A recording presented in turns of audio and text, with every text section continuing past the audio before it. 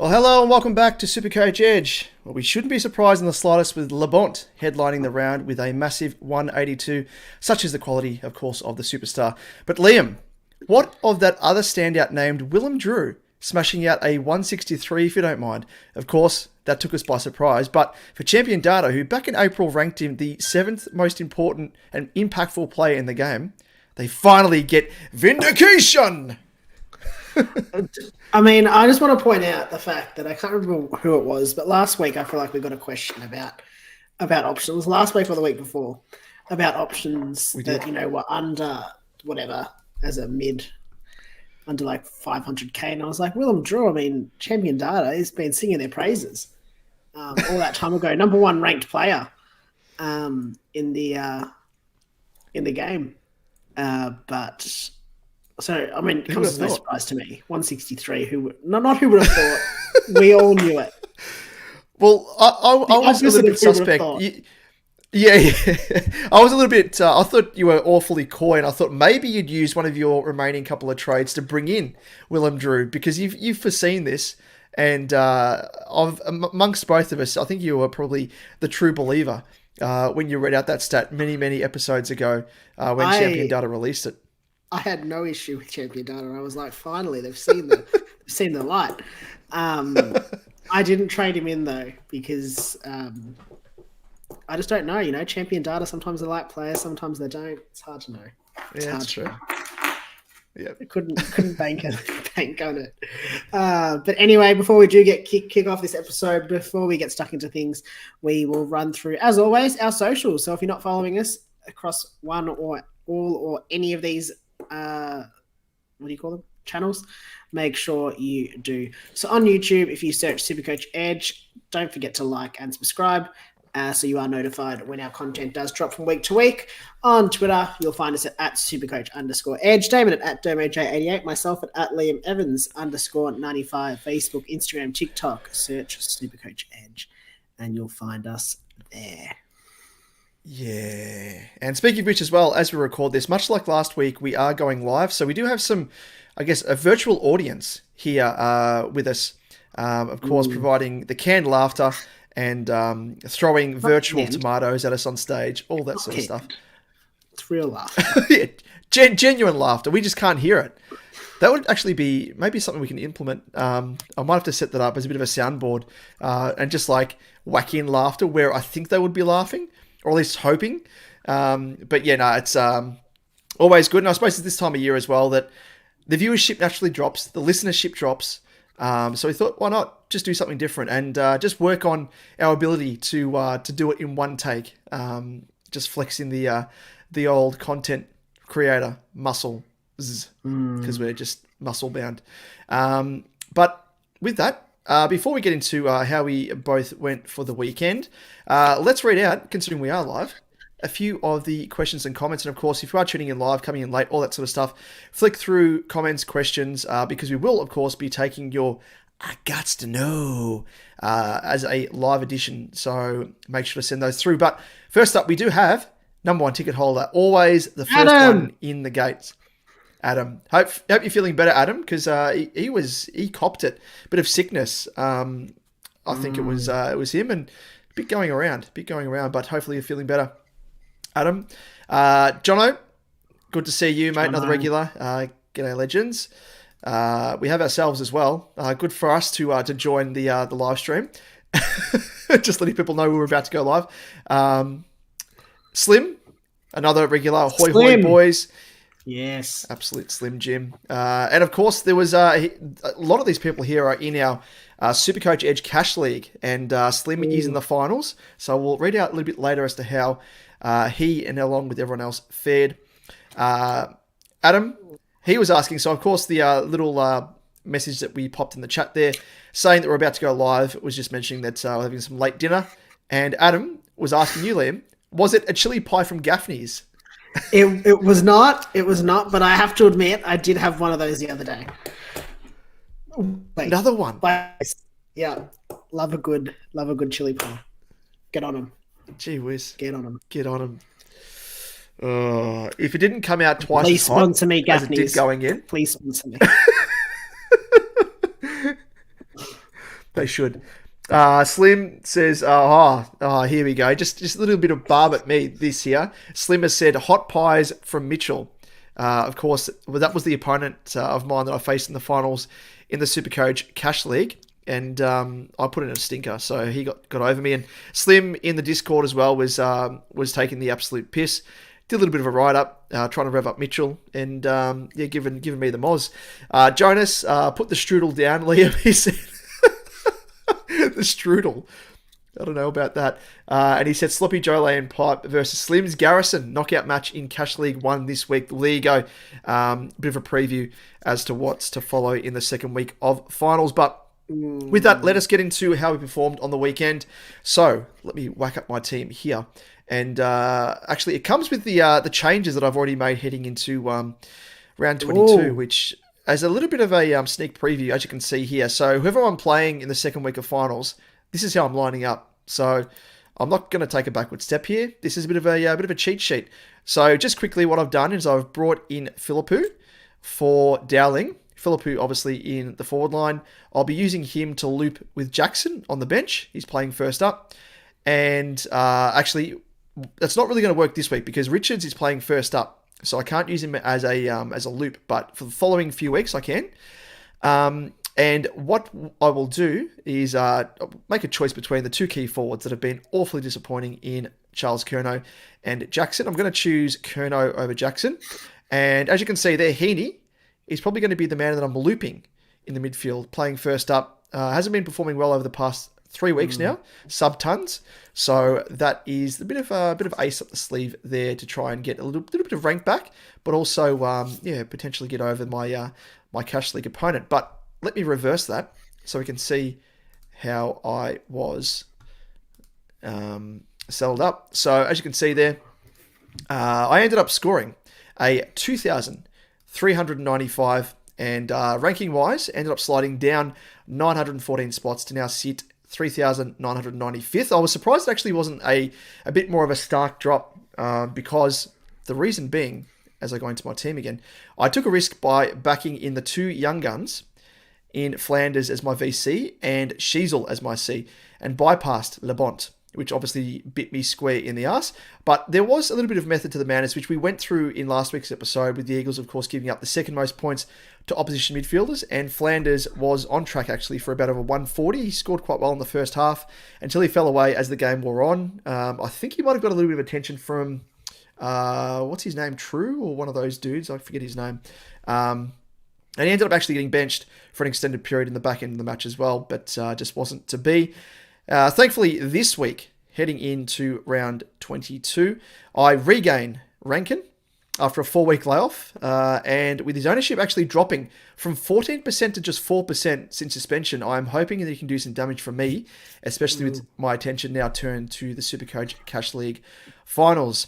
And, as I said just earlier, I am using that last trade, so a bit of a Hail Mary, trading out Dowling for Philippou as my F7 to give me looping insurance for Jackson and Curnow, and allow a M9 loop with McKercher to boot as I had originally intended when I traded in Rankin all those weeks ago. So finally, I've had to bide my time, but it's coming to fruition, slowly but surely. So we'll see how we go. But Liam, how did you fare? Yes. How did I go? I did score 2,425, which saw me go up the rankings 51 spots, yay, to sit 41,567th overall. Yeah, which is good. Good. In terms of my team, what did I do? I didn't make any trades. No trades were made. I did make a late change to my VC and C. So I got a bit worried when we saw Graham named in the team for Richmond and just the fear that he would go to Sheasel. So I didn't feel as comfortable putting the VC on Sheasel the C on Sheasel as I did when I was going to go Flanders into Sheasel. So I took the VC off Flanders, put it onto Sheasel, and then took the risk. Obviously, it didn't pay off, scored 105. So I thought, St Kilda, they give away a lot of points to opposition, attacking defenders. So chuck the C on Zorko, which, I mean, at the end of the day, was 9 points. difference. Not the end of the world, but frustrating when you've got Bont scoring 182. Yeah. As an option. This week I am going to make some trades. At least one. Yes. I've got 2 left. I don't know what I'm going to do yet. I'm looking probably most likely Philippou. I do like the look of him, but I might punt out the fake primo in Charlie Curnow. I'm sick of having key position forwards in my team. I know. We went against one of the rules, the cardinal sin, and forgive us, Father, for we have sinned, both of us. That being,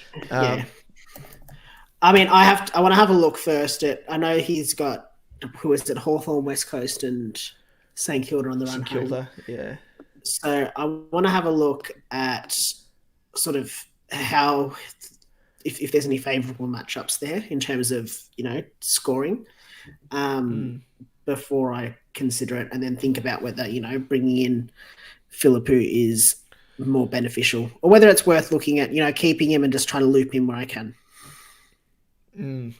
Yeah, that's kind of what I was weighing up as well. Like, I've only got the one trade, of course. So trading Curnow down to Philippou will net around about 100k or thereabouts, I think, from memory. Yeah. So it wouldn't really be a benefit to me. If I had 2 trades, I'd potentially consider that because it would boost what I could do with the last trade. But because I've only got the one trade, I'm like, stuff it. I might as well just get rid of a Dowling who's kind of lost, some, I guess, scoring ceiling off the back of Matt Crouch returning. But I do like the idea of trading him if you think it's going to be a benefit to the other trade. But yeah, if you can loop as well, that's just as beneficial. If he does pop off, which he has done over the past couple of, well, not last week obviously, but prior to that, we'll wait and see. Backs against the wall, just come down to bloody Carlton. If they can perform well and actually just kick properly into the forward line with some nice delivery, he might be able to score well. But yeah, oh well. I think looking just quickly, DFS, looking at the last 5 SuperCoach scores for defence versus position for key forwards, West Coast give away the 3rd most points, but then he's got St Kilda as well, who give away the 5th least, and Hawthorn, who give away the 7th, I think, least. But Hawthorn and St Kilda are both in the negatives, -9 and -5. So if you look at his average, you're looking at,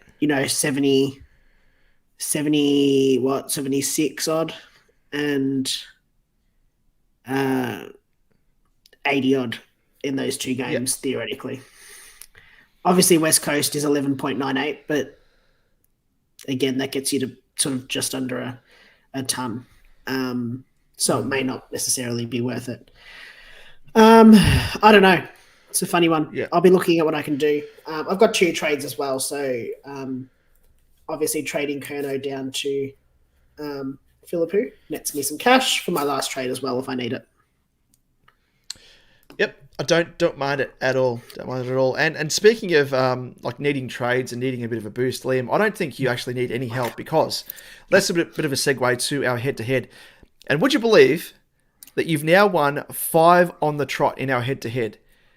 Incredible. And I will continue to point back to the early rounds of the season when the SuperCoach Edge, Peyton, and Crystal Ball foresaw this.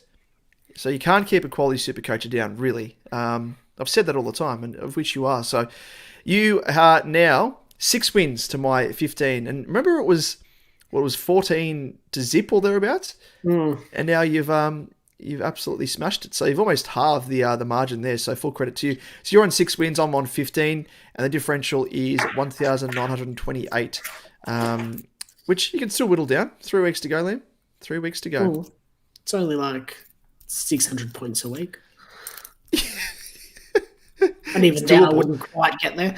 It's like 700 points a week. Stranger things have happened. Stranger things have happened. I think they're looking at my side. Like, it's really just the fact that it's come good in the end, like in terms of like my scores.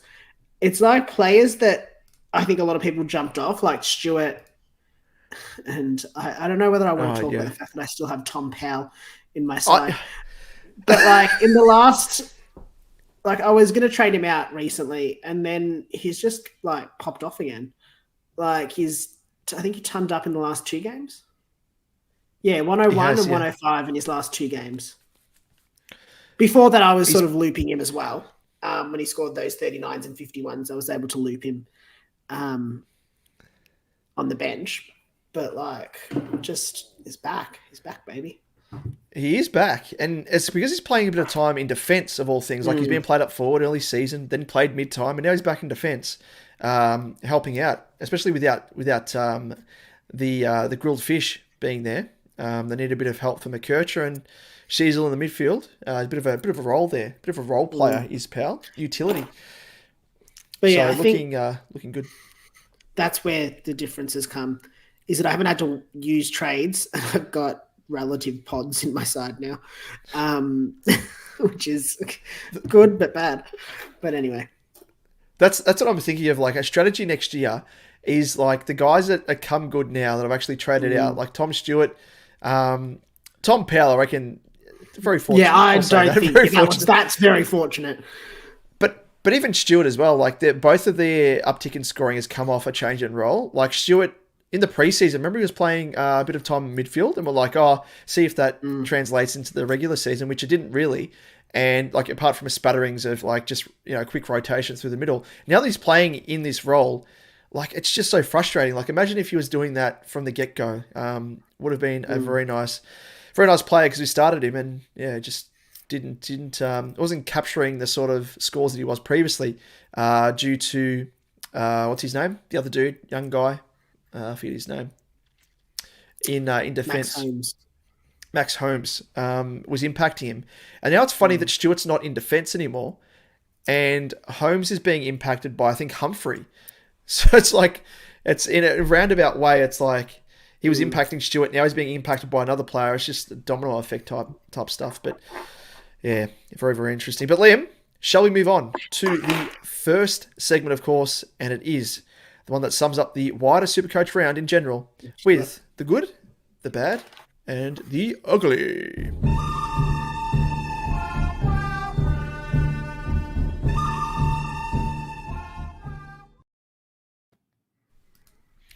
And yes, Liam, good, bad, the ugly, and probably no surprise here as to who the good is. It is that man, Marcus Bontempelli, Le Bont. Just a casual 182. The bloke just operates on a different plane. Plain and simple, really. Just incredible. And it hurts that missed out on that big score, but I just know that chances are he's probably going to score that again this week. So, he could probably double down again as the El Capitano. Yes, that is it. Very, very good score from him. In terms of the bad, we have Isaac Heaney, and that is his third consecutive game, which was sub 100 with a 75, now following on from an 82 and a 72. Might be one to try an antipod by looping over, the remaining 3 weeks if you can do it. So definitely one to consider moving on. Or not moving on, but just looping in that sense. Yeah, looping a bit if you can. As you saw earlier, that is what I'm looking to do. So with the ugly, no surprise here, of course. You could probably lump in to this category these two guys here that I've got on screen, Lukey Jackson and Charlie Curnow. But the lesser of the two in terms of score is Charlie Curnow. Another lowly game from good old Charles, scoring just 33. And I guess along with Jackson, with his 48, we're reminded of how frustrating and how unreliable key forwards really are. It's an absolute kick in the dick, teeth, ass, everything in between. So, it's ultra frustrating. Before we roll into the next segment, of course, we do have a couple of questions and comments coming through. Jonas has said, Pig Snorter Clary scored 75 on my bench, so traded Fish Poo to Hayden Young, 125 to get the win. Leaves Philippou and Manor F6 and F7 for the year, though. Interesting. But at least you can sort of alternate between the two, depending on... You probably want to field Philippou, but Manor's going all right in his own right as well. So, good to see. Adam has said, please don't take my number one ticket away if the Hawks beat your Blues, Damo, and prevent a final spot for your Dons, Liam. Oh, yeah, a bit of a twofold effect, potentially. Interesting. As long as you keep the pies out of the 8, I'll be happy. I don't think Carlton are worthy enough to make finals with the way they're playing at the moment, make up numbers. So be good to see the Hawks back in finals contention. But it was good to see the Dons as well get that nice win, Liam. Did you see the side-by-side comparison of the last centre clearance for the game in the Adelaide game compared to the Freo game? It was like it was a carbon copy. Exactly. So set play, which is interesting. Very interesting. It shows Draper, to his credit, both times executed it to a T. Yeah, it was interesting. I think there's a lot of talk in Don's Twitter about Draper and Brian, or Draper versus Brian, whereas Brian was probably a much better tap ruckman, but it shows you that Draper's not bad. Like, he has this ability to, perform in that way when he needs to. Yeah, he's a very hot and cold type player, but has the ability, as we know. So good to see he helped get the result. And of course, put it in H, Merritt. How clutch can you be? Speaking of clutch, you just clutch, put it in H twice over. Incredible. And I feel like he learnt from that. Like, if you look at the side by side, the first one, he passes into the forward line in sort of a way that, we needed a goal in that game to win, so it's a slightly different prospect, but didn't really take the space. Like, he had a lot of space in front of him, whereas this game he took the space, handballed across to Durham, and they needed it behind, so it was just like kick it and just, I know it's gonna sound dumb, but don't miss. But like it was just like, But again, like, I guess McGovern needed a goal, so it's a bit different. Yeah. But yeah, anyway. That was good. Good to see. And speaking of Carlton, Jonas has said, the good, the bad, and the Voss. Pitiful brand of football. Indeed. And Jonas, no doubt you've probably already seen it, but check out my review of that game on my new channel, Blue Baggers Edge, because I went through stats-heavy analysis, and it wasn't good. A lot of issues that are still carrying across from week to week, so it's very, very piss poor. And Adam has said, you can throw Curnow, Jackson, and Day all in the ugly for me, thanks. Oh, his own man, Day. It's a bit I have rough. to say, just back on Carlton, obviously having been able to watch that game live at the ground, it really was like, I don't know, you get such a different sense of how they play. And I see your frustration. Like, I get it.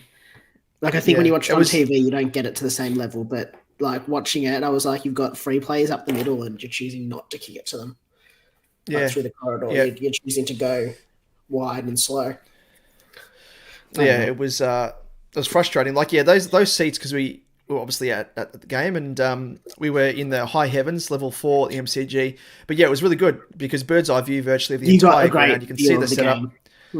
Yeah, and just the ball movement, everything else, lack of movement, lack of transition, spreading. It was just, it's stuff that I've already been, I guess, across in previous games, sitting at ground level. But this just solidified it to me, and I was just like, it's becoming an issue now. But with that, let us chat about, I guess, if you have any trades left, Liam, which you fit into this category of.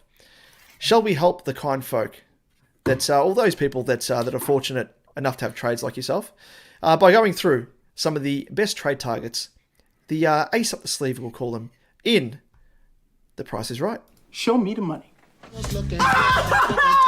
The price is wrong, bitch.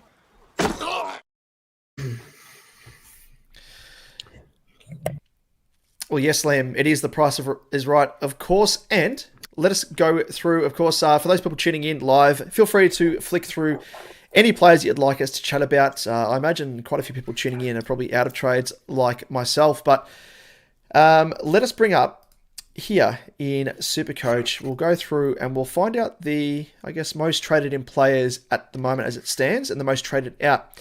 So first and foremost, topping the list is Isaac Rankin, of course, making his return after a 4-week layoff due to suspension, and I'm rubbing my hands together. Thank the Lord we've got him back. Held on to him, and as I mentioned earlier, his ownership's actually dropped down from 14.8% to now just 4%. So, yeah, he might be a little bit of an ace up the sleeve, and probably part of the reason why people are jumping on him. He's actually still a hefty price tag, 569.5k. Obviously a forward only, unfortunately. Would be handy if you got that mid eligibility, but wasn't to be. But his scoring's actually been really, really good for most of the year. But, just reading, I guess, dating back, we'll read out his recent scores. So when he played, obviously, round 17, got a 97. He started that game very, very slow and came home like a freight train. Prior to that, 121, 96, 125, 142, 93, 113, 85, 121, dating back to round 5. So he's the sort of player which looks as though now he's got a bit of a high floor in the 90s and some high ceiling scores as well, 121, 125, 142. So he is someone that I think if you've got the cash, considering now his low ownership, could be a nice little ace up the sleeve. What do you reckon? Yeah, agreed. If his floor is 90 odd, like low 90s as a forward, that's perfect. Like, I'm happy with that. I don't care what his ceiling is as long as he's scoring 90s as a forward. I'm happy. It's something we have to cross our fingers and toes for when it comes to the likes of Jacko and Charles. Exactly. So yeah, it's a sort of thing that you can sit back and whack your feet up on the table, hands behind your head, and just be like, it's coming. As Donald Trump would say, I'm going to come. Next up we have, in terms of most traded in, and of course this is early days, of course we're recording this on Tuesday the 6th of August. Caldwell is the, I guess, second most traded in, discounting Harvey Johnston, who I imagine is a bit of a cash grab, DPP player via West Coast. Caldwell is a 0.5% trade-in option, but I imagine a lot of people already have him. Clay Hall's another one, bit of a cash grab at midfielder from the Eagles. Dylan Moore is, in terms of, I guess, those more primo type players. Again, he actually went down in price. Incredible. He scored a 94 on the weekend, 95 prior to that, and then prior to that 106. So he's actually building a little bit of a nice floor as well, much like Rankin. If you had the chance, Liam, because he's not in your team, is he? Would you go for him? How much? What's his price? So he's priced at 504.3k. Yeah. Went down $300 on the weekend. I don't dislike it. I just think compared to a Rankin, I feel like Rankin's got a flaw. Moore doesn't. He does, but he doesn't. I think his floor's a bit lower. Yes, his, recent weeks, 94, 95, 106. There's also a 71, a 74, and an 89 in his last, 10 matches. Yep. To go along with those a little bit lower, 103s. So I think I'd probably prefer Rankin. Obviously, if you can't get there price-wise, I don't mind Moore. I think he's got a decent enough floor. Yep. Yeah, I agree. He's probably the only one that I'm missing, and I had a bit of a choice to go for more over Curnow, but it would have probably cost me an extra trade. So I would have been tradeless over the past few weeks. So as it turned out, probably would have been better for me to do that, but it would have been a very, very high-risk situation with probably 6 or so weeks to go at that stage. Next up, we have Adam Treloar, 650.3k, went up 38.6k off the back of a 149. And Liam, his past 3 weeks, 149, 146, 148, and even extending that to the past 4, 129. He's in some incredible form, isn't he? Yeah, agreed. I don't know how you're finding the cash to bring in a 650k midfielder, but if you can do it, do it. It could be, I don't know what his ownership is, 6.3. It's low. So he's a nice little pod, especially coming into finals. And even extending past that 4 week, he's got a 58 against North at Marvel. But it's then a 125, a 94, a 127, a 105, a 144, a 153, a 107. If you can, I'm now looking at my side and see if I can bring him in. But yeah, if you can afford that, do it. But, I mean, looking at his run home, he's got Adelaide, North, we scored that 58 against, and GWS. So, not a bad run. I think that game against North as well was one of the few games he was actually tagged by Will Phillips, I think, from memory. But it seems as though that, like, previous weeks, I thought he would have got tagged by James Jordan for Sydney. Nope. Melbourne, I thought Neil Bullen might have gone to him. Nope, wasn't to be. Geelong have kind of been utilising Atkins. I can't recall if he played that game, but if he did, surprised James that Jordan they didn't use him. Did James Jordan go to... I think he went to Ed Richards. Ed Richards, yeah, sorry, yep. Yeah. Yeah, he alternated between Richards and Dale, it might have been. Oh, that might have been the first game, actually. But I think they did go to Richards again the second game that they've played. So, yeah. Yeah. So it probably helps him slightly is the fact that you could probably go to Richards instead. Like, it probably saves Treloar. It seems weird. I don't know why you wouldn't tag Treloar, though. But yeah, each their own. I mean, but that would be the only concern I have on the way home is the fact that he's got that game against North. They tagged him last time, so do they do it again? Yeah, and Giants as well. They got Bedford as well, so they might utilise him, which I don't think they did last time when he scored the 144 against them back in round 10. But they do have Bedford that they could use as that sort of blanketing cooler option, as they call them. So, yeah, but outside of that, if you can afford it, he's only in... what's his ownership?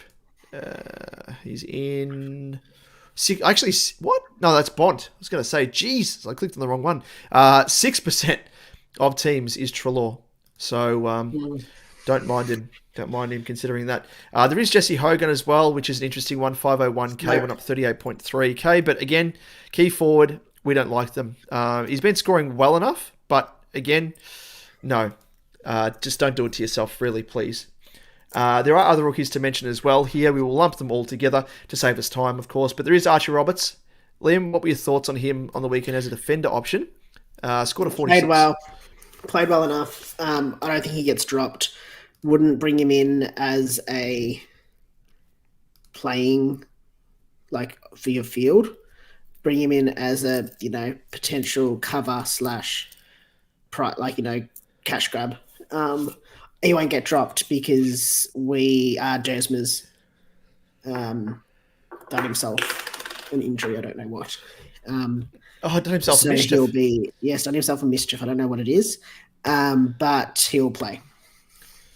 He'll play. That's good to see. Well, at least he provides a bit of a cash. Oh, really? Okay. Well, there you go. There's a bit of a scoop for you. We also have, again, key forward. Don't do it to yourself. Charlie Cameron. Scored a 117 on the weekend, 91 against North prior to that. We have also Cam Rayner, which is an interesting one. He's kind of left field, 484k, went up 30.2k on the weekend, and he has scored well in the past month. He scored a 99, 111, 122, and a 100. Doesn't really look to have much of a ceiling as such yet, but nice floor. I don't know. He's one of those players that you think he's going to break out, but when? And just I don't trust jumping on these guys mid-year like a Warner, as we saw recently this year. A lot of people jumped on him mid-year and they thought he's taken the next step in his game, and he's just reverted back to those poor scores. I much prefer to, for someone to break out, to jump on them in the early part of a new season and then ride the wave. So a lot of people at this stage will either have, two down to their single trade even, and, to use your last trade on a risky option like Rayner, I don't know. He doesn't really appeal. We also have Tristan Cherry as well, 632.8k. I think he's actually the most expensive ruck in the game now. Went up 20.7k on the weekend. Liam, as an owner, you'd be absolutely loving it. He scored on the weekend 144, 151 prior to that, and he hasn't dropped below a ton since round 10 when it was the last time he did. So...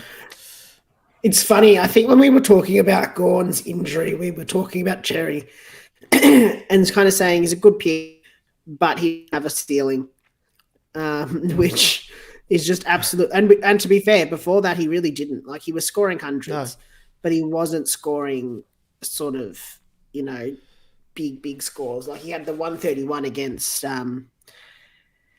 West Coast. I'm trying to think how far back Gaunt got injured, and probably the 141 against the Bulldogs. But other than that, it was just sort of hundreds, mid-hundreds to 110 sort of price point. But yeah, turned that around big time the last 2 weeks. I mean, Geelong and Richmond are both teams that give away a lot of points to Ruckman. Faces Second West and third Coast. most. Yeah, is West Coast the most? West Coast is the most, yeah. Yep. So now he's got a faces dream West run over Coast. 3 weeks. Yeah, so it could be another big score for him then. I don't know what the Western Bulldogs are like, and I don't know what his last game is. Actually, sorry, apologies. It is Hawthorn actually the most. West Coast come in fifth overall in terms of points considered to opposition ruck. So still pretty good. Not too bad, but I think in recent weeks, the Eagles have actually given up quite a number of points. I'll just have a look at DFS Australia here to opposition rucks. So Wits on the weekend, 161. Sean Darcy, 124. Rowan Marshall, 123. McInerney, 112. And a Max Gawn, 100, which is back in round 17. So they're giving up more and more points in recent games. So, yeah, he could pop off and have an absolute blinder again. The good old Cherry Bomber. Don't mind him. Don't mind them all. There's a few questions and comments coming through as well here. We'll just quickly have a look at those. Jono's already looking forward to next year. That's us, some of us. Jonas Goat, the rank pig string is always a major injury risk, though. He's talking about Rankin there. He is, but a 4-week layoff, which is due to suspension. He should be in tip-top shape and absolutely champing at the bit. And he said Peatling, which is another player as well. We'll go through ever so quickly.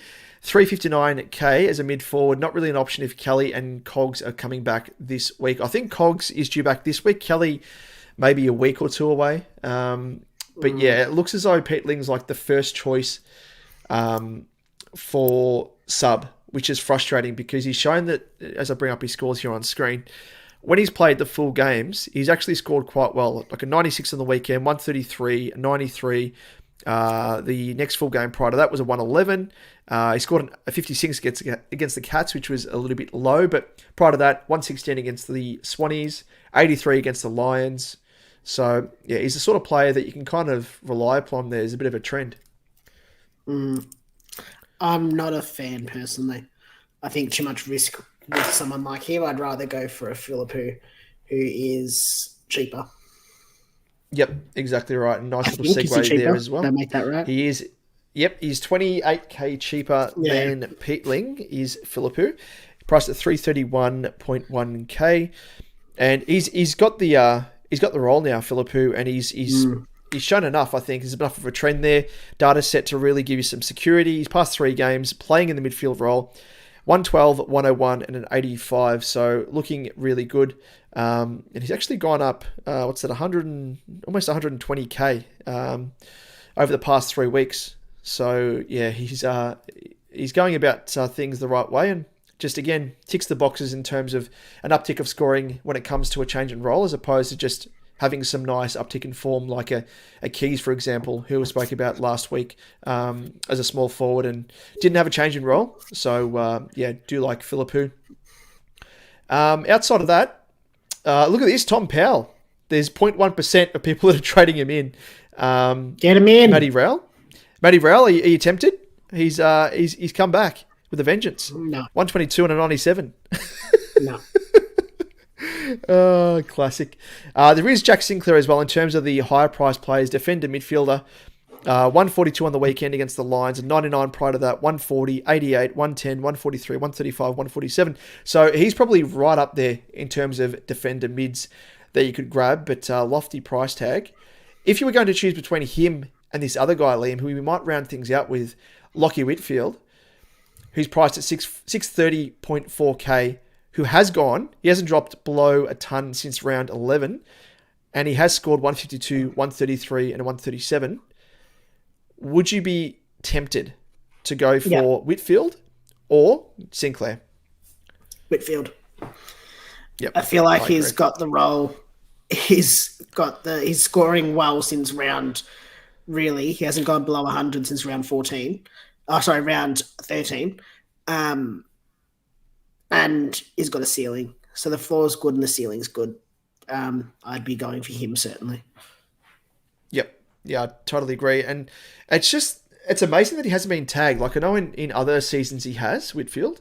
But he's just got away scot-free. And, like, he's facing the Lions this coming weekend.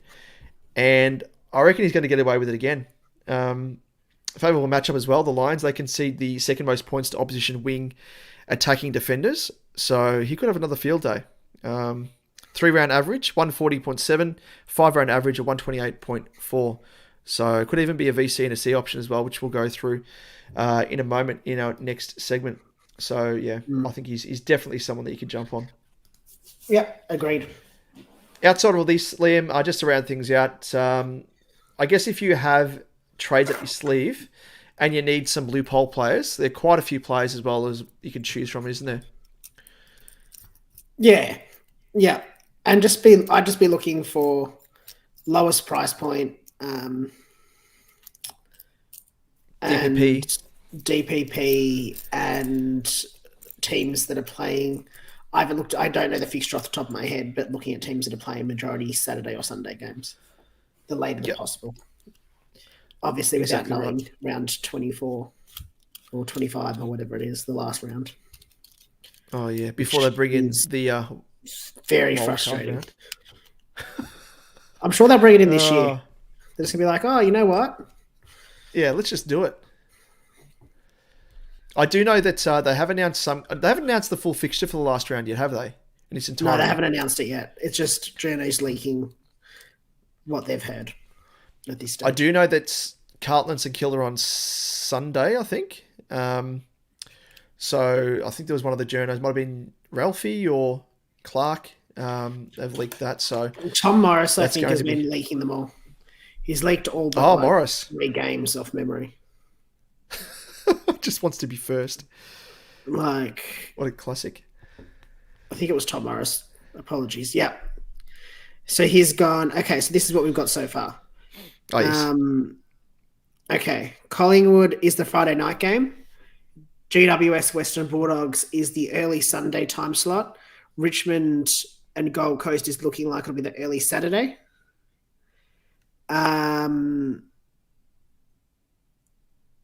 Saturday night will be Sydney and Adelaide.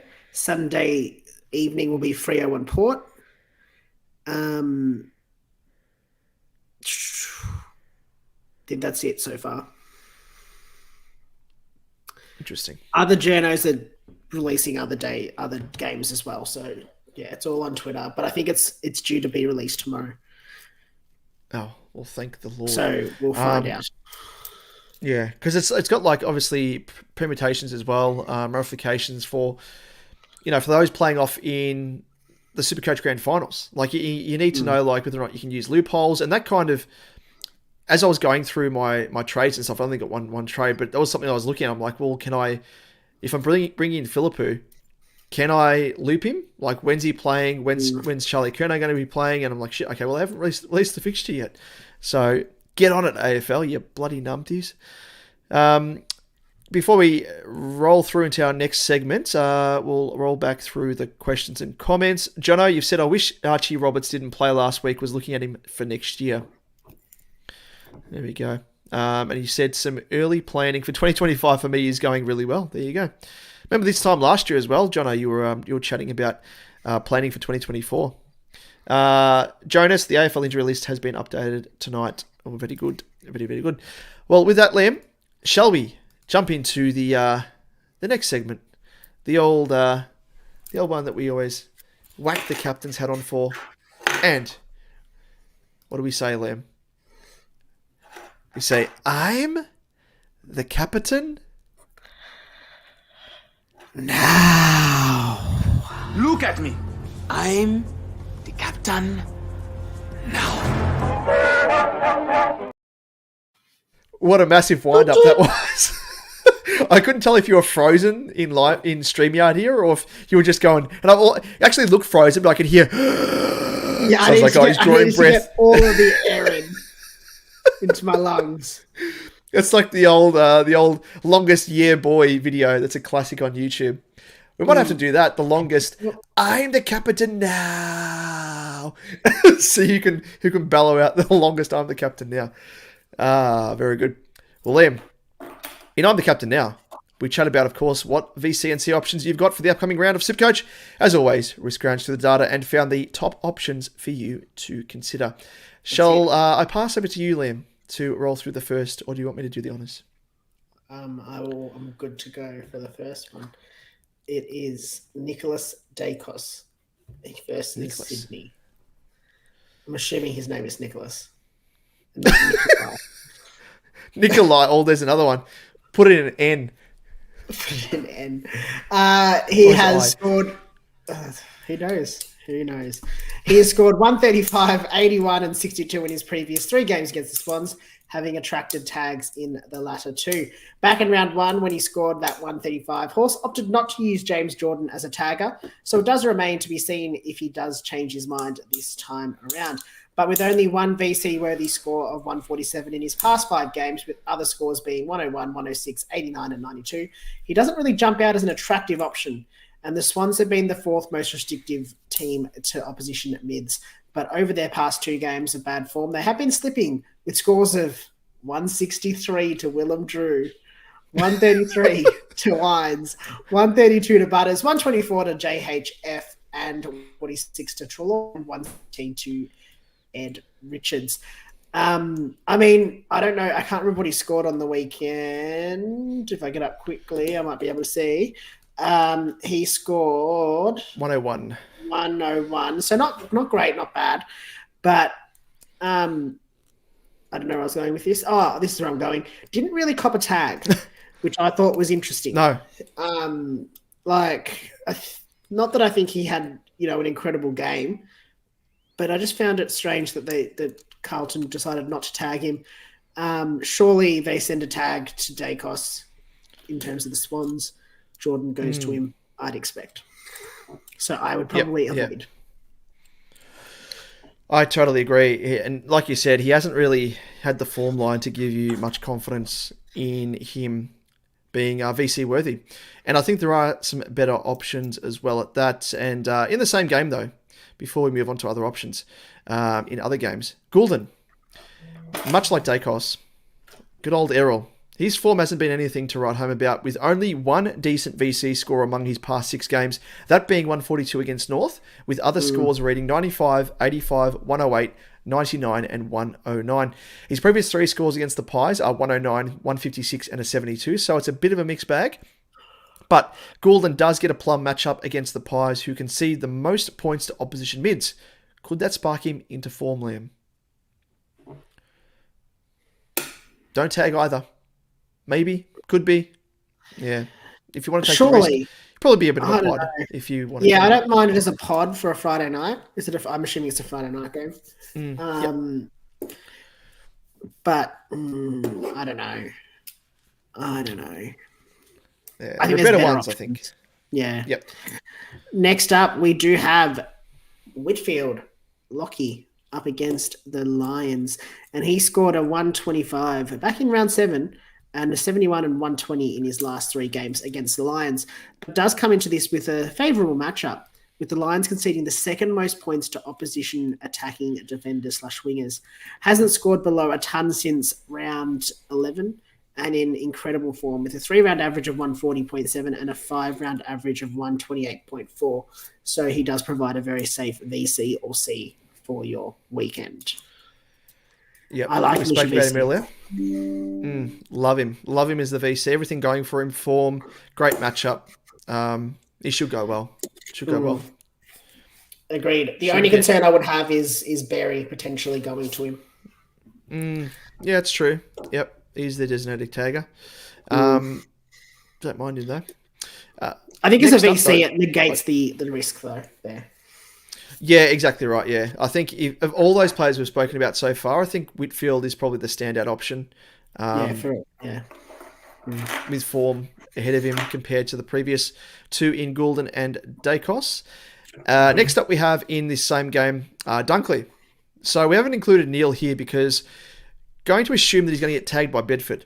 And it probably means that it's going to be a nice opportunity for Dunks to produce a juicy VC score. Has scored 120, 104, and a 114 in his last 3 against the Giants. But the Giants, they are the third most restrictive team to opposition mids. So it's a risk, even if he is a VC. But might make him a nice pod at that if you want to go down that route. If you don't own a Whitfield, potentially. Up to you. I just think there is appeal there in terms of, there's more slice of the pie to go around if they concentrate all their attention on negating Neil. So maybe, who knows? But I thought we'd mention him just in case for those owners like yourself, Liam. You've got Dunkley, don't you? That's it. One to consider. I'm not sure. I think I'm just going to write him as a regular player for this game. Next up, we have the one, the only Harry Sheasel up against West Coast.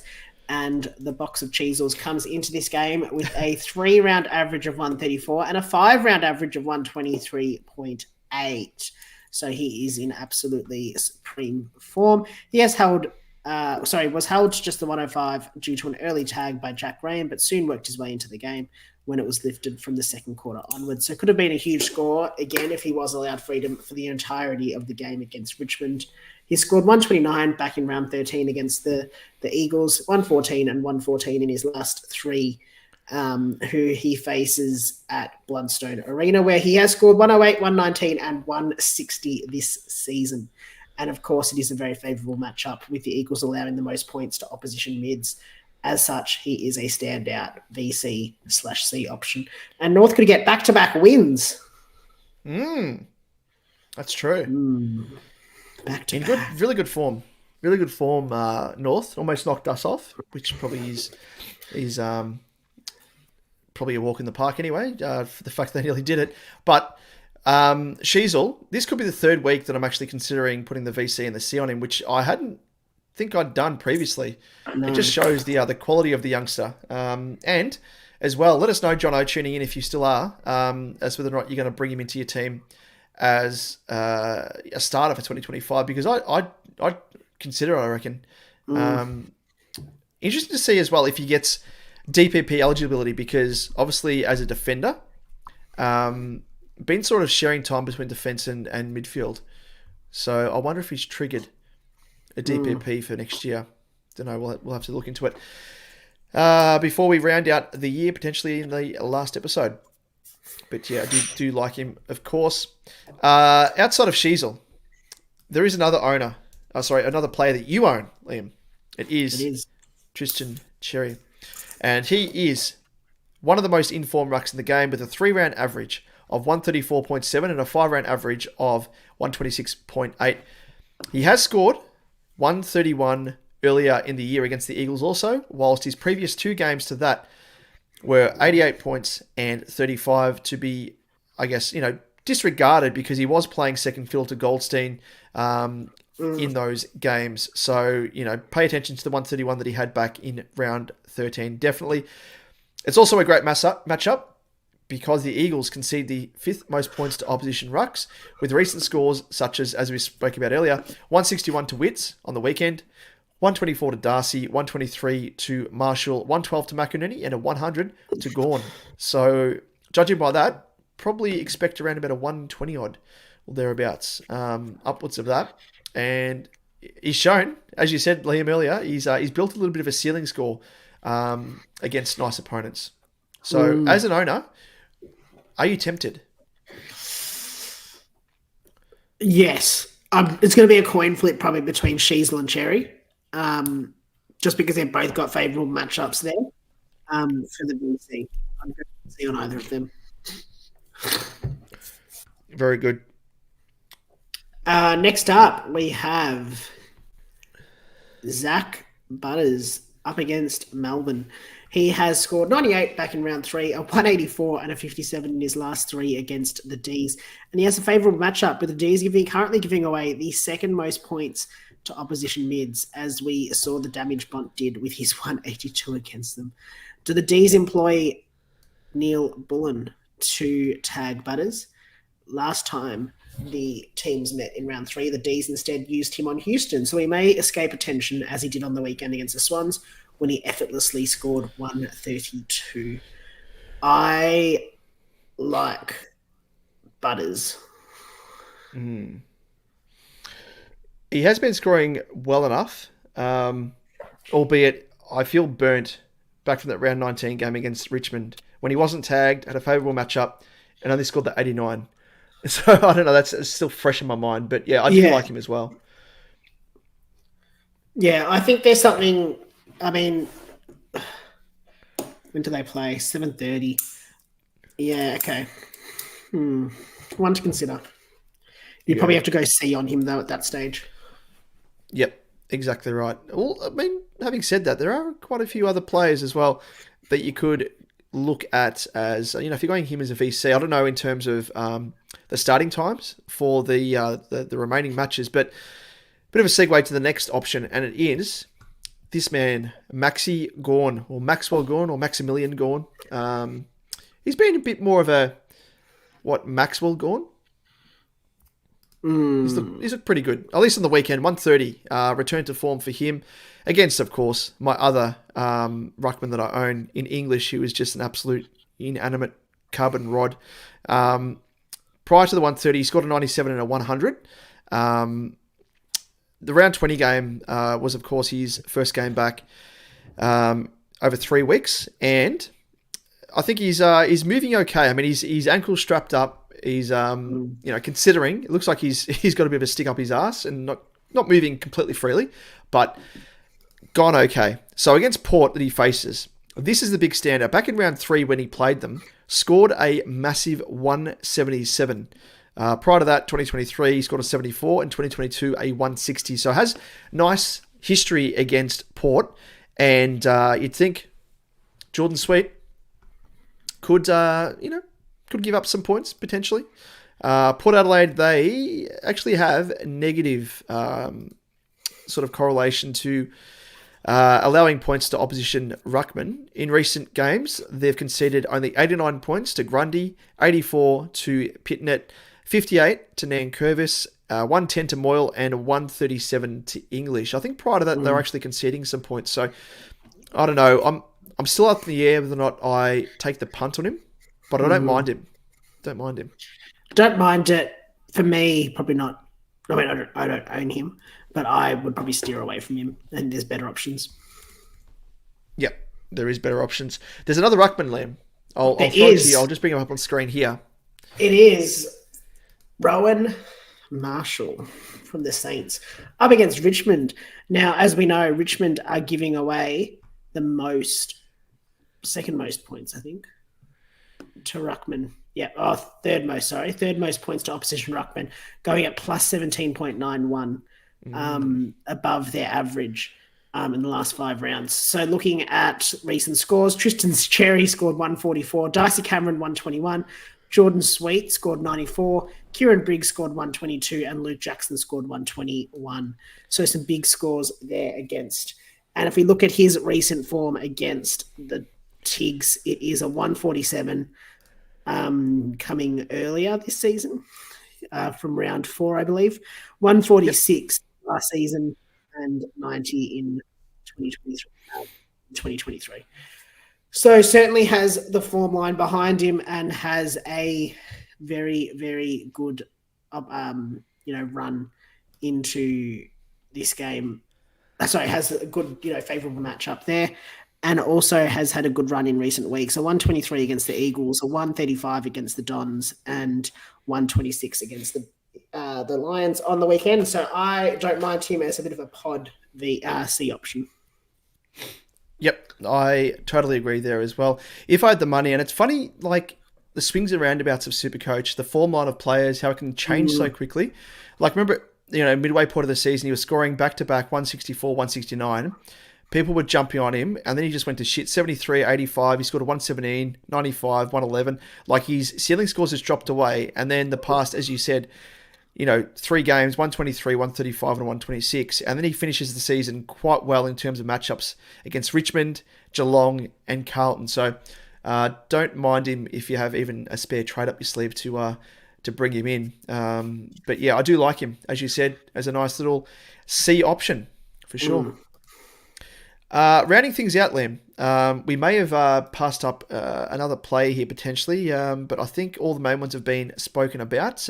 We'll go through the comments in a moment as to people and who they're looking at. Of course, before we go into the last option, just a bit of a call out for those people tuning in live. If you have any questions and comments for our upcoming Guts to Know segment, let us know. Get them in quick because we're about to throw to it. But the last option, Liam, is the man that scored that massive score in Bont. So he faces the Crows in this round. Scored a 182 obviously on the weekend. 3-round average of 137.7, obviously skewed by that 182, but still scoring quite well. 5-round average of 125.4. In his recent games against the Crows, 112, 88 and an 87. And recent form line, he's actually been going all right. Like he's got some high floors as well, which you obviously want with, if you're going for a player as your C option, a bit of a fallback safety net. But yeah, sort of littered amongst those big scores have been those lower floor scores, which have been just over a ton. So dating back to round 14, he scored 162, 157, 106, 108, 122, 109, 182. So yeah, it comes down to whether or not you want to roll with him as a bit of that safety option, as I said, as your captain. Don't mind him just because it is Bont and he's in some really nice form. He's actually gunning for the Brownlow again. Hopefully he can win one over the coming seasons, but he has to perform at top level in order to get some of those votes up his sleeve to be in contention because he had a relatively slowish start. So, Liam, do you mind Bont? Don't mind him. I think a favourable matchup with the Adelaide giving up the fourth most points to inside mids. Looking at some of those recent scores as well. 108 to Tanner Brun. Will Day 136. Just kind of picking out the big scores here. Zach Merritt 108.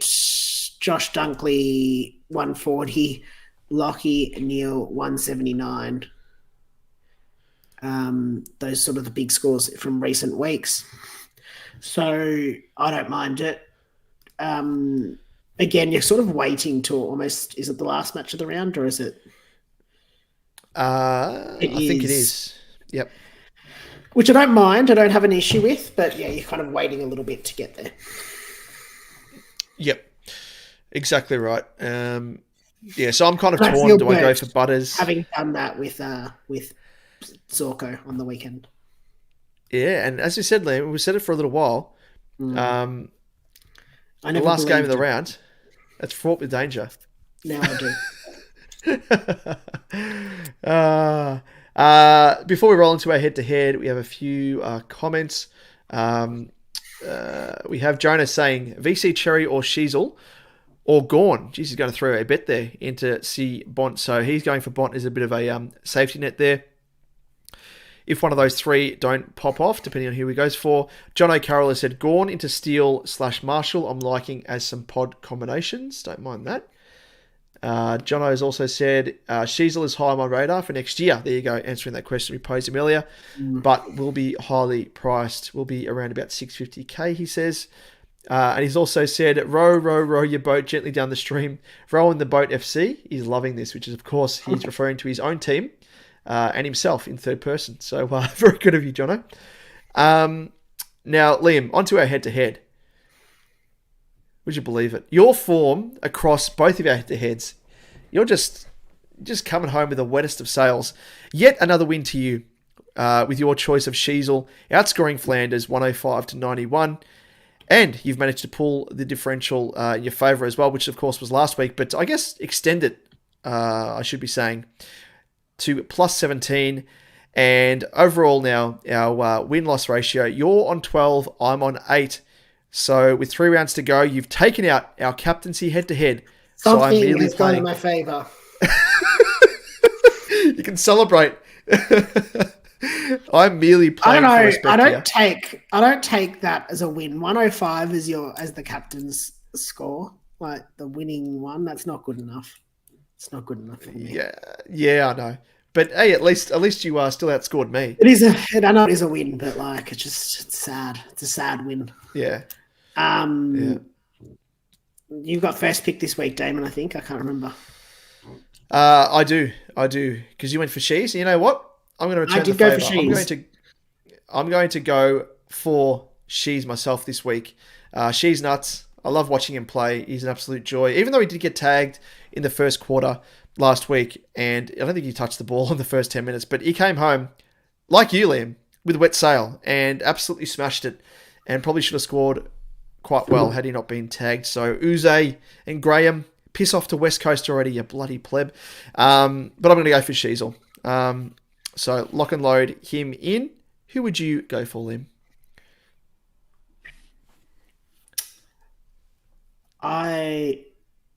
Having now, as you said, locked in the win here. I think I'm going to try. You're going to be adventurous. No, not quite, but I'm going to put the cherry on top with a very good with a cherry pick. Oh no, my hat is gone. The cherry will be on top this week. We got Tristan Cherry, sorry. As I think he will go well against the Eagles down at Blundstone Arena. Yep. I agree. That's a very, very good choice. He served you well as well in recent episodes with choices. So, with that, Liam, of course, there are a couple of people sending in some questions. And what are they saying, Liam? I don't know. What are they saying? They're saying, hey, I got to know. Indeed, they're saying I got to know, Liam. I just love that. I don't listen to that line all that often, as you know, because we don't, just randomly listen to our live. Yeah. So hearing it and just going with the "I got to know" that we all come up with, like, I think it's like that Mandela effect. Like, I now just think that the line is like. That's how it's spoken. The line is like spoken in such a dramatic way, as opposed to the simplicity that she's delivered with. Yeah, exactly right. It's like Chinese whispers, and you're like down the line. Like so many episodes we've been saying it, and it's just gotten worse and worse. It's actually gone further away from actually how it's said to how we say it. But very good. Very, very good. So first up, Liam, the question we have is from Jono, one of our good supporters and a great man in himself. Check out his channel, St. Binger SuperCoach as well. And he says, my question for you, Legends, is if you could take one player in their prime, I think it's just a general footy question, which I don't mind. If you could take one player in their prime, who are you taking, Hawkins or Dusty? What a career these players have had. They will be sorely missed from the competition. Indeed, they will be. I think... for me, I think hands down Dusty. I think Hawkins is a great player. Much harder to get a forward of his caliber to perform at such consistent high levels as he has done. I still remember back at his breakout game, which is virtually the grand final against the Pies.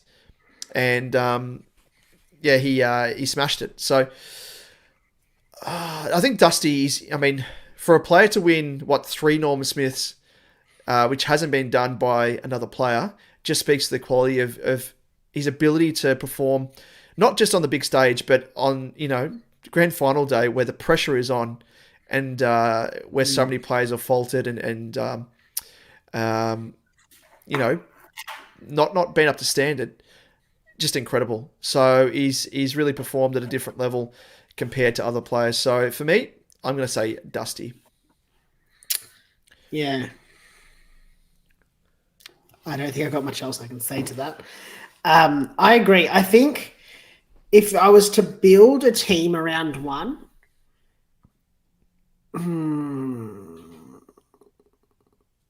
maybe I think it's a bit more 50-50 if I was building a team from scratch. If I had to just take one, I'd definitely take Dusty in their prime especially. But I think I like Hawkins in the fact that you could always build a forward line around him. And I know he kicked 700 and something goals, but I'd love to see his goal assists because I reckon he could have kicked a lot more as well. And I think for that side. But to be perfectly honest, you can't go past Dusty. I'm just trying to find a different angle that we can go down because don't want to have to repeat the same answer, basically. No, but it's very, very true as well. Like, as I said, it's much harder to get a key forward of his caliber. Like, they come once in a blue moon compared to midfielders, which are kind of a dime a dozen. Like, I know Dusty's probably not a traditional dime a dozen midfielder, obviously, but, he, compared to, as you say, like, you're starting his team from, like, Tassie, for example, they would probably go for Dusty, like, marketability, everything else, like, what you sort of factor in New Age. But if we're talking about, like, even... like a playing... pure footballer. Yeah. I think the only thing that I would probably give Hawkins over Dusty is that he was probably more consistently good. Yep. Like, not so much in game, but or in a short period, but I mean across his career, I would say that he probably was more consistent. Whereas Dusty, you would probably say from 2017 to 2020, 2021? Yep. Was probably, at his peak, but was probably a very small period, a much shorter period of like being at his peak, if that makes sense. Whereas I'd say Hawkins was probably not better. Yep. But at a higher level for a longer period, if that makes sense. Well, can you see the career highlights there? This is for Hawkins. And you're totally right, because it was 11-time leading goal kick for the Cats from 2012 all the way through to 2022. Like, that's massive in terms of dominance. And even looking at the All-Australian, like 5-time All-Australian, 2012, 2019, 2020, 21, and 2022. Know what Dusty looks like compared to that. Dusty's 4 times All-Australian from 2016, 2017, 2018, and 2020. Yeah, and that's where I think that's what I'm probably looking at, is that Dusty probably was at a high, like it was more peaked. Yep. Around that period, whereas I'd say Hawkins was probably more plateaued, but over a longer period, if that makes sense. Yep. I don't know. I think I need to draw this, but anyway. Yeah, no, I totally I get just you. feel like Dusty, just different, and it's just a different way of looking at it. And I'm not saying I would still take Dusty over Hawkins, but it's just, I don't know, trying to create something a bit different to talk about. Yeah, no, a bit of a different discussion point, because you can measure both players in different categories, different metrics and stuff, and it's not just clear cut Dusty. I think across all of them, as you mentioned there, and kind of highlighting. And I remember like when Dusty first started, like he had the trademark what Harley Reid's got at the moment. Obviously the fend off and stuff, but got to a stage where he took a little while to come on with his consistency. He would have like really good games, and then have like a bad patch. Whereas consistency, when Hawkins hit it in that grand final, I don't think he took a backward step. And then when Dusty hit his peak, he was just unstoppable. So, yeah, definitely do like that. Someone made a really good point as well with regards to Dusty. Remember when he toured the Giants back in 2013, I think it was, 2012 or something? Early days, and it looked as though he might have been out the door of Richmond. Imagine if he went to the Giants, like surely they would have won like at least that flag. At least one. Yeah, exactly right. At least, surely. Because he virtually helped Richmond win flags across the journey as a big game player that he is. So, yeah, Jono, thank you for the question, mate. And he said, not SuperCoach relevant, so I was no worries at all. We do like bit of a discussion point as well. It's always good fun. Hold Your Go says, if you could grab any player, of course this is SuperCoach related, if you grab any player for the last 3 rounds, who would you get? Are we talking in terms of no price restrictions, I assume? Yeah. I would say, for me, Treloar and then Cherry, of the players I don't have, that I'd love to have in my team. And then maybe Tom Stewart. Yeah. Yep. No, I would probably go Treloar and then Whitfield. Whitfield. Yeah, I forgot about Whitfield. Yeah, he'd be up there as well. But yeah, I think the other option would be Cherry. That'd be my top 3. Yep. If you had to choose one, who would it be? I guess it's different for everyone, depending on... it depends on the strength of your side, I guess.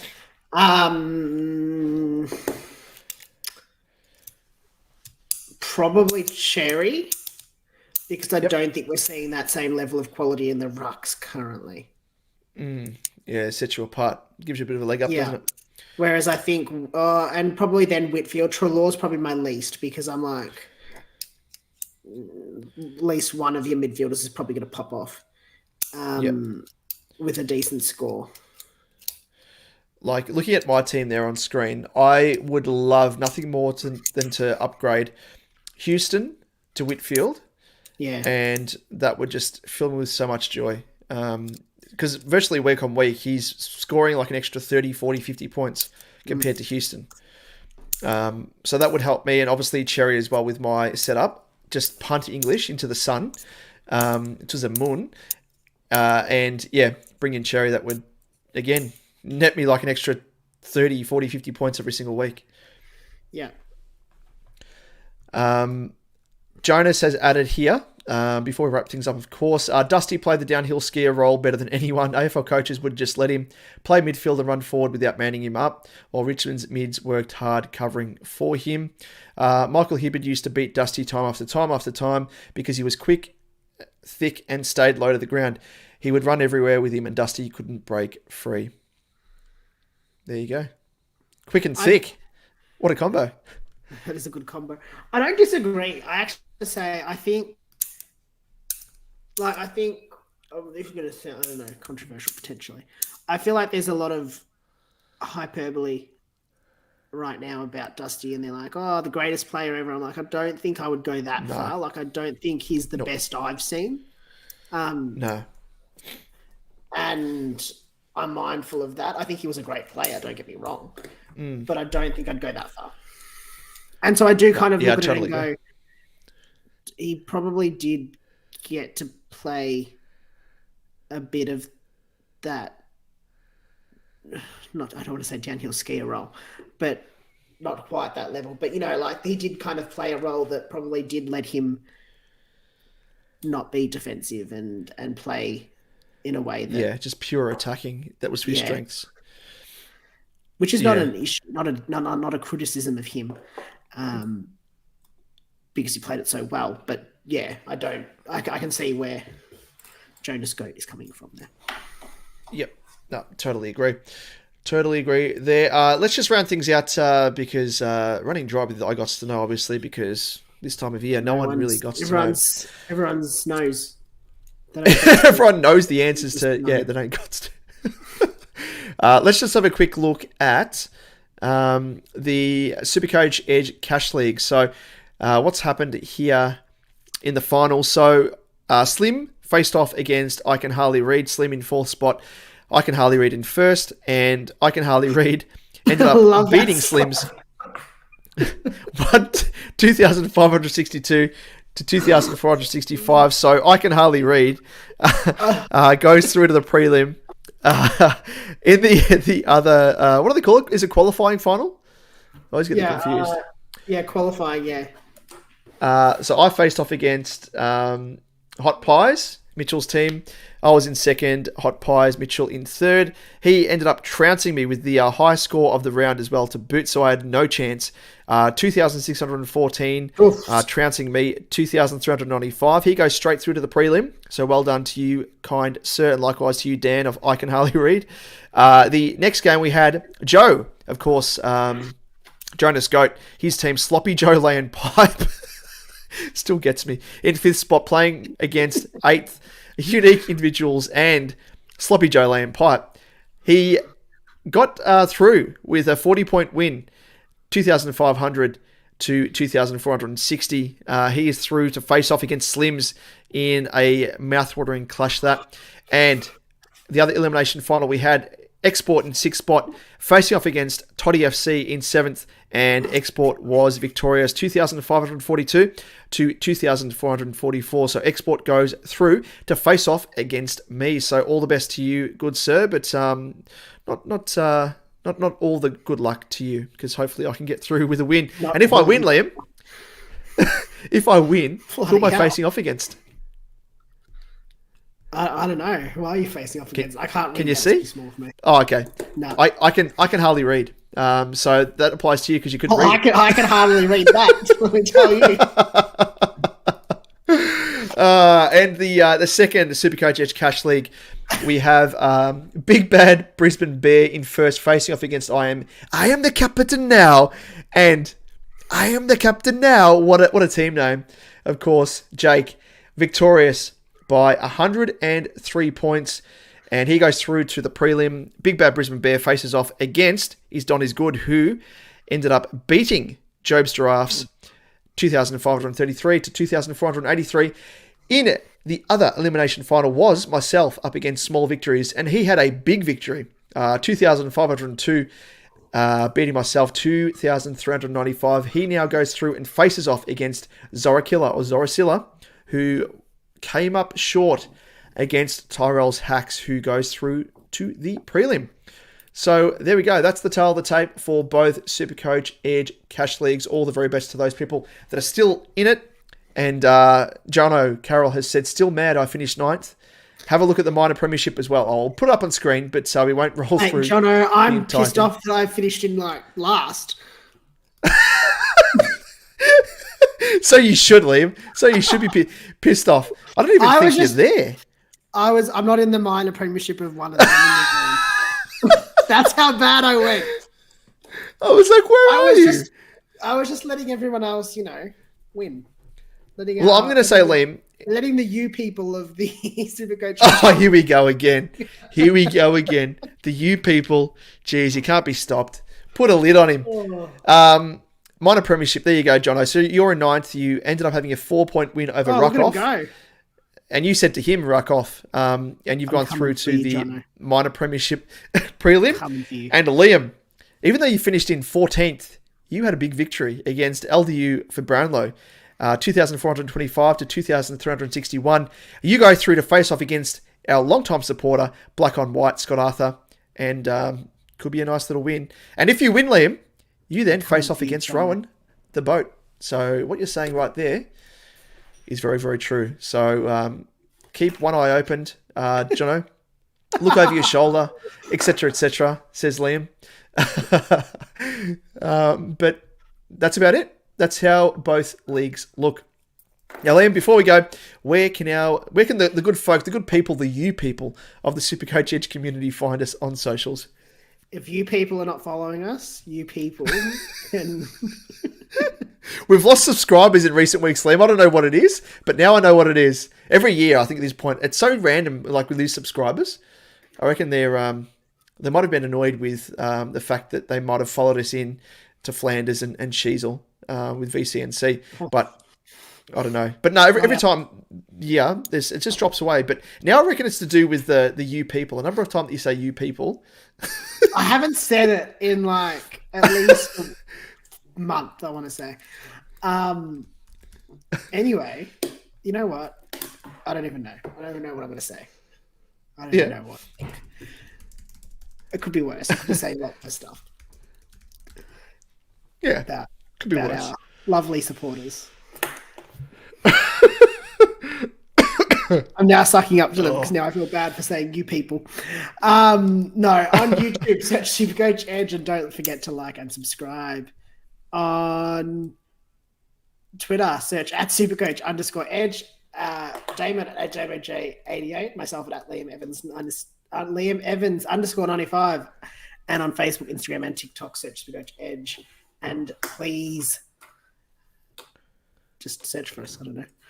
Follow us. Exactly. Let us know how we're going. Let us know your favourite parts of what we do. Exactly right. And Liam, speaking of favourite parts, this is a favourite part for me and myself and Irene. Just to see us out. I don't know if this plays properly, but I'm going to assume it does. So here we go. If it doesn't, then too bad. Excuse me. do you people take checks? Say that again? Do we people take checks? You mean a black man? No. God, no, your company. Don't give me that backtracking bullshit. That was a racist slur. No, it wasn't really. I would never. Tell you what, I'll make it real easy for you. Why don't you just pay me in cotton or a cartload of watermelons? Or how's about a couple of them buckets of fried chicken? Because you know how we black people are. We just love fried chicken. Hey, Mr. no, China. come on now. Settle down. I think This cat don't believe a nigga knows how to cash a check. Oh, Ain't shit, that they go- about a bitch? Oh, Charlie, Jesus. I don't want to ever hear you use the N-word in this house. what? I never said anything remotely racist. Oh, so it's a little people thing Oh, then. see, No! Liam, this is you. You think that's because I'm small, you can just push me around? Well, come on, my friend, let's boogie. I'm gonna give you a little lesson in low center of gravity. Hey, whoa, hey, stop it. Hey, cut it. Stop it now, sir. Don't patronize me with that suck crap. So that's you, Liam. Fighting with the you people of our community. I've been stitched What up. were you going to say? I've been stitched up. You've been stitched up. Very good. Well, Jonas says, thanks for the live show, fellas. No stress at all. I'm sweaty red. Jono says, thanks for the stream, lads. And Jonas Goat, to round us out, says, losing subs to the person who started the No Dinner for Two Club, the Ding Ding 69. I'm going to set up next year the soundboard, and I'm going to put that in there. And I'm going to put up a series of like We have a little inappropriate. counter. Well, we a can set little up a counter counter. as well. And Please. speaking of which as well, if anyone has any ideas for what you'd like to see us implement for next year, whether it be soundboards, sounds, little counters and stuff, we'll do that. And I might even get like a bell that just literally I can ding next to the microphone. Spot on. So it'd be good fun, especially for that person that really, really loves us when we mention the dinner for two, as we have mentioned a couple of times now, just to round things out. But Liam, that rounds us out for round 21. All the very best, of course. Sorry, Jono, you've said that's Liam's soundboard. Click the link. I don't know. You haven't sent a link, Jono, so we'll have to do it offline. Oh, but no. we'll take your word for it. I don't know what you've done there. But Liam, that is us. That is us for round 21. All the very best to those who have progressed through to the second week of Supercoach League finals. That's it. May your trades hit the mark, if you have any left, of course, which you do, Liam. And your scores head to the moon. We'll catch you next week. I will accept ranking for trades if you want to swap. I'll take you up for that. Alrighty, all the best. We'll catch you next week. See you guys.